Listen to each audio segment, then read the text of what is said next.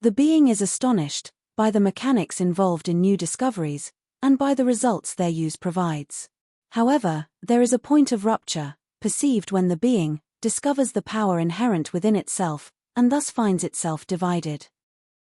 It acts, and perceives its capacity to be, in every moment of history. It discovers that it can occupy any place, and any time, being able to exist in two, many, or all places, simultaneously. Yet, upon understanding the magnitude of this power, the being questions the purpose of employing it in something so small. And it is precisely this perception that grants it a unique consciousness. This awareness respects the reflection of fragments found that repeatedly emphasize, as in the epilogue of Book 3, about the identities of being, that chemistry should remain, above all, with the chemists, and that alchemy should stay with the alchemists. As already noted in Book 3, for existence, the body is the raw material. For chemists, the body is also the raw material. The being in manifestation questions the unnatural behavior and the purpose of transforming the body. One who devotes themselves to the unnatural transformation of the body is a blower, not an adept, since the body is the alchemist's crucible, used in the work upon the raw material.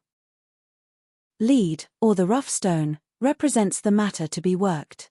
However, the true question lies in what inhabits the body, in the force that gives it life, for without it, the body does not exist.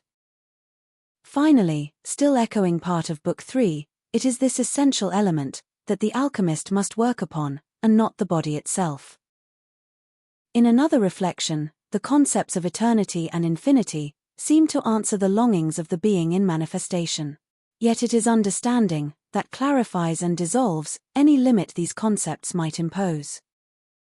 Understanding dismantles concepts, and even what appears vast or definitive finds its place only within the limits necessary for the temporary survival of the being, that is, within the very limits that sustain it. The natural process of transformation comes to an end when the whole dissolves into itself and nothingness becomes concrete beyond itself.